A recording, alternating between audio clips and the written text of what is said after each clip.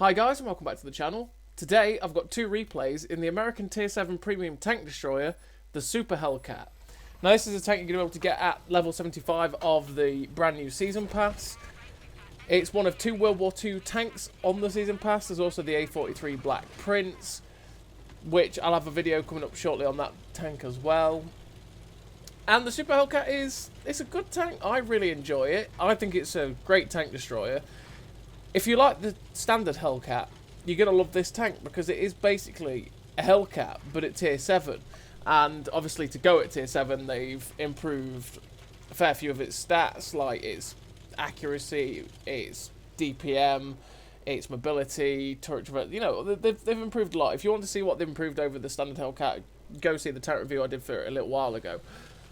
And it is a lot of fun as a premium tank. I have really enjoyed it since it's come out. It's pretty solid. I would say it's probably the second best Hellcat premium tank though, because I think the Hellcat 105 is a fantastic premium tank, and it's a tier lower, so it doesn't have to see tier 9s.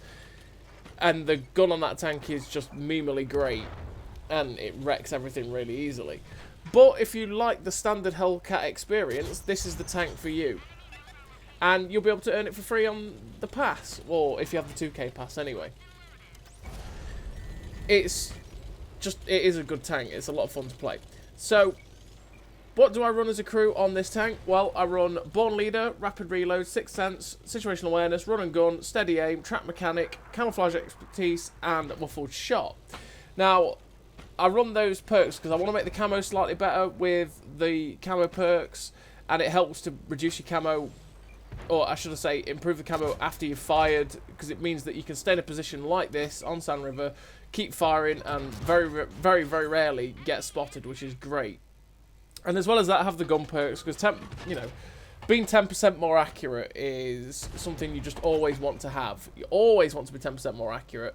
And I run and gun. I mean, to be honest, you could run something like Snapshot and just make it so that when you're in a position like this, where you are perfectly stationary, you are more accurate while you're turning the turret, which, yeah, I can see the benefit of that, obviously, because, like, you're seeing it right here. I'm staying perfectly stationary. I'm keeping my camo as fantastic as this tank can have it, and I'm just turning the turret. So, you could run Smooth Ride over Run and Gun, but I like having Run and Gun because I can keep moving and keep being accurate, because obviously when you're on the move, the dispersions in this tank are awful, because it is a tank destroyer. And being able to shoot on the move fairly reliably accurate, which has happened most of the time while I've been playing this tank, is a very nice tool to have. So, in terms of the equipment I run on the tank as well, before I forget, I run Rammer, Camo Net, and Optics. Camo Net because the camo on this tank is dirty, right? You need to maximize the camo on this thing, because the camo is a beautiful thing, and it's something that this tank relies on quite heavily. It is in the playstyle of the Hellcat, so it's something you want. Optics because you don't want to get out spotted, you want to keep able to spot for yourself, and Rammer because you want to make the DPM better. So on this first game on Sand River, we are heavily bottom tier, and we've taken this aggressive position on this little spot here at G5, and we just haven't been assaulted at this position. We've not been under threat, and this position is so much better for this side than it is the other side, because I can pull back and get safe and not get shot at by the people on the K line, unlike their opposites, the opposite spawns version of this side, which just gets absolutely wrecked quite easily. And as you're seeing, as our team was spotting things down that line and pushing down there a little bit, we are being able to get some great shots down there. I mean, we're already at 2.5k damage, 1800 assistance, because we are also spotting the K line as well, which means the people at JK2 are getting shots down there, and we're getting assistance for it. As you see, it keeps ticking up. So, like, we're the ones that will be spotting this 704 right now, because he's probably fired. We've got our optics up, we've got the situational awareness to boost our view range as well, and he will be spotted by us because he'd have fired and lost all of his camo. And it is something that's great about this position. So we're up to 3.1k damage, 2.7k assistance so far, and we're just trying to see if we can keep getting shots at this Udez, because he keeps poking up to try and get shots at my friends, but by doing that, he's exposing himself to me in this position, which is great. But he's pulled back beyond the ridgeline. He gets shut down by the Scorpion. It's like, well, okay, let's see if we can pull up on this ridgeline and get some shots at the guys that were up north, because there's still quite a few there. This Charioteer gets spotted driving along, and unfortunately we end up missing at the Charioteer, so we aim the shot again, hit the ridgeline just in front of the Hellcat, the Charioteer, and then we get absolutely smashed by the SU-130PM, who takes a lot of our health there, which is really unfortunate. But it is what it is, and I've just got to be careful now because I'm a one-shot for everything, and yeah, it means I can't be as aggressive as I might want to be. I can't bleed any health. I can't think, oh, I could just take one hit to try and get a shot at this guy. Unfortunately, it is what it is. So we end up getting spotted here. We get a shot into the back of the Pershing, and we're just going to keep bobbing back and forth on this ridge line to try and avoid shots and just keep pumping the shots out ourselves. We've got this rock between me and the Pershing, so I can stay safe from him. We're going to get a shot into the G-Saw, put him down to a one-shot. Going to see if I can try and finish off this G-Saw, but unfortunately the shot misses. I thought the SU-130PM was going to go for me for a minute, and I was actually thinking at this point, like, oh, that Pershing's not looking at me. Yeah, he is. He's definitely looking at you. We get really fortunate that we bounce his shot off our gun mantler. Trust me, you don't bounce shots often in the Pershing. In the Super Hellcat, you don't bounce shots from anything, let alone a Pershing, in the Super Hellcat. So we're very, very lucky to have done that. We fully aim the shot, finish off the Pershing, and there's just one tank left, and it's the G-Saw. Can we get the kill on this G-Saw? He's running away towards our base, so I know that if I miss these shots, he's going to come round into our base at some point, and I'm going to get a shot at him as he comes back up from this position. I'm not going to go chasing him, because if he drives straight down this dip in front of me where I'm aiming, I'm going to have a shot at him. I'm probably going to spot him at the same time he spots me, and then it turns into the typical RNG fest of, I say RNG fest, he'll hit me on the move no matter what, because that's just what people can do in this game now these days. And I will have to pull the trigger first. It's either that, or he pulls up here towards our base, and I'll still have a shot at him from my really elevated position. I know I can get the shot at him from this position no matter what, where he comes out. He gets spotted out, it's like, hello. But we cap. So unfortunately, I can't quite get the shot to finish off that G-Saw. Look like that last shot might have gone in, but it is what it is. We finished with 3 kills, nearly 4k damage, 3.7k assistance, nearly 8k combined. Ace tanker, 2.4k base XP. A really nice game for the Super Hellcat. And it is a really nice tank, and like I say, because of the camo, if you play it like that stealthy TD, it can pull off wonders in any kind of matchmaking. You just need to remember where and when you have to fire the premium rounds as opposed to the standard rounds, because obviously 167 pen is good enough for a lot of tier 7s, couple of tier 8s. When you're coming against tier 9s, that 167 pen is going to start letting you down a hell of a lot. And the premium rounds, I think it's 243, I think, which is actually worse than the standard Hellcat for some reason. God knows why. But 243 is still going to be enough for pretty much every tier 9 tank you're going to face. So you're fine in terms of that. You just keep yourself at distance and keep stealthy. Or you can play like an idiot, like I'm going to be for the first part of this game, which is be ridiculously aggressive. So right now, we're on one of the new returning maps, so this will be the first time this map's been back on the channel since 6.0. And that's the Volridge. And we're going to start off a bit stealthy. We're going to be sitting in a bush, and you've seen the camo rating here is fantastic. Muffled shot helps us. That's an RU-251. Obviously, we don't know how he's set up. He finally spots us, but he's got 410 meters view range, and if he's running coated optics and situational awareness, even firing through the bushes there with muffled shot camouflage net, he didn't spot us.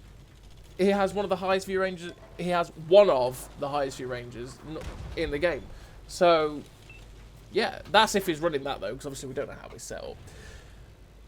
But that's what having all the camo perks and camo net and all that sort of stuff can get you when you are being stealthy.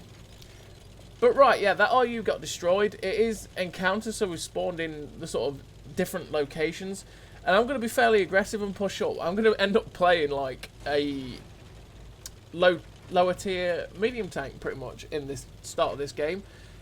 I try and use my great speed that the Hellcat has to vault up that ridgeline, and I couldn't remember if he could or not. I've only played Volridge a couple of times since it's come back. Unfortunately, we couldn't quite do it to get up there. And it's like, right, okay, then we're just going to get up on top of there. Because what I want to do is get to this ridgeline up here.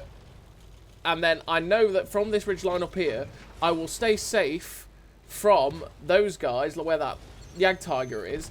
I won't be able to get shots by them. And I can use the ridgeline in front of me to pop up and shoot them. But that's dependent on not having a tank in front of us here. So we've actually got a Bog Horror who is distracted by the light tank that ran away. We get a nice shot into his side of his turret. And he's now coming for us. And it's like, this is a bit awkward. And we are heavily bottomed here in this game again, by the way.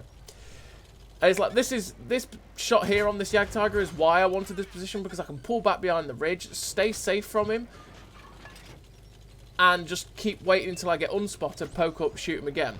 This T-34 Black pops up, and it's like, right, okay, I'm going to track him in place. Hopefully he'll get destroyed. Unfortunately, he repairs it, but now the Bog Horrors decided to come for me, and it's like, oh, God. Now, obviously, I can fire 2 shots for everyone this Bog Horror can as well, which means that I'm going to be able to wreck him very quickly. Problem is, I don't have anywhere near as many hit points, but fortunately, this Dragon comes in charging, which is great for us, because he fully distracts the Bog Horror, which means we can get shots into him, and then he shuts down the Bog Horror. So without a Dragon support there, we probably would have died to it. That Bog Horror, we would have taken most of the Bog Horror's health, but we probably would have died to him, because there was no way out of that position we got. It was a very aggressive position that we were in, and there was no way out of it, because we'd have got shut down by the Jagdtiger as well. But now we're actually getting shots into the cap from here. We can completely cover it. We're getting some nice shots into the back end of the M103, and he gets shut down. We're up to 2.8k damage, and we've got this Jagdtiger in front of us now. We unfortunately get spotted as we poke over. I think that was by the T-34 Black, because we just poked a little bit over the ridgeline on our left, and he managed to spot us up. We do get a nice shot into the Progetto, set him on fire, which is always lovely. We get unspotted, and now we can poke down and shoot this Jagdtiger. So we get a nice shot into him down there. We are firing premium, because even with standard rounds, we're not going to pen the Jagdtiger frontally. He scarily pops a blind shot that was so goddamn close. Saw that whiff past our turret there, which it was a bit of a scary moment. I did poop myself a little bit when I saw that shell flying in, but fortunately enough, he didn't manage to shut us down, and we managed to shut him down. We're up to 4.1k damage, which is great for the Super Hellcat. And I'm just being a little bit careful, because I'm waiting for the tanks down there to get spotted, because there's still quite a few tanks left. The Progetto 54 manages to get spotted up. Unfortunately, we end up hitting a rock that's next to him. And you can see we've got a very, very slim shot at him. I look at the shot, I'm thinking, will I be able to get anything at him here? Not quite. Seems he's pulled back behind a rock or a ridgeline, something like that. We're now going to push down and get into a position to try and shoot everything that's sort of along the 789 line, anything that might be sitting over there, like where the 5120 is. I want to get to this ridge line in front of me and get to the right of it, so that I can, like I say, get hull down and basically expose as little as my tank as possible. Now, unfortunately, we end up getting shot by the Oni there. I thought I might get shot by the Progetto, but he ends up missing, and the Oni got shot into us before he died. I risk it for a biscuit for a shot at the 5120. Unfortunately, we hit the ridgeline in front of us. We do get a nice shot into his turret, but then he starts looking at us again. And I'm like, right, I'll try and get a shot at him. He ends up missing, but we end up snapping the shot into the ridgeline again, just trying to not get shut down by him, because we're on for a good game. Well, we are in a good game already at the minute. And I don't want it to end yet. So we'll come up on top of this ridgeline against Progetto 54, get a nice shot into his side. He gets shut down. Now there's just the 5120 on our left. He puts himself into a weird location. We get a shot into his turret.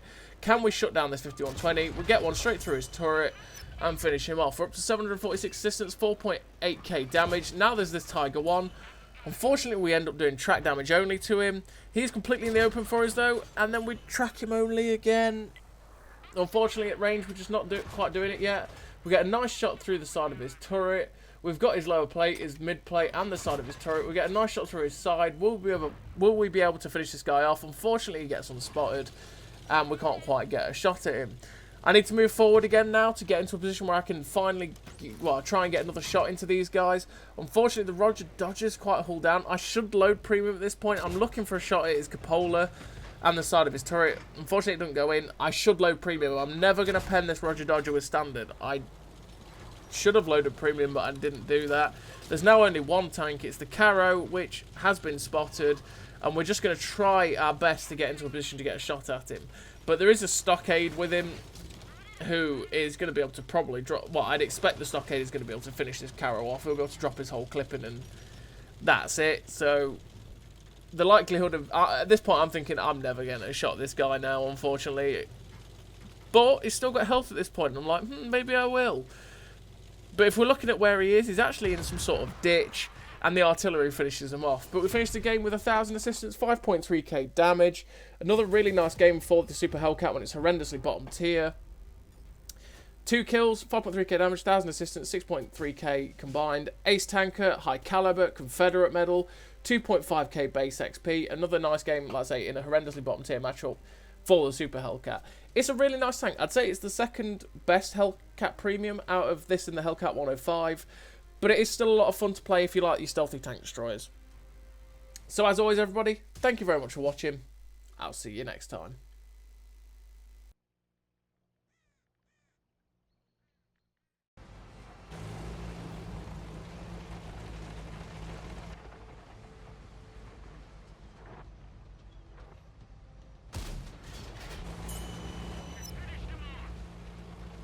A great success!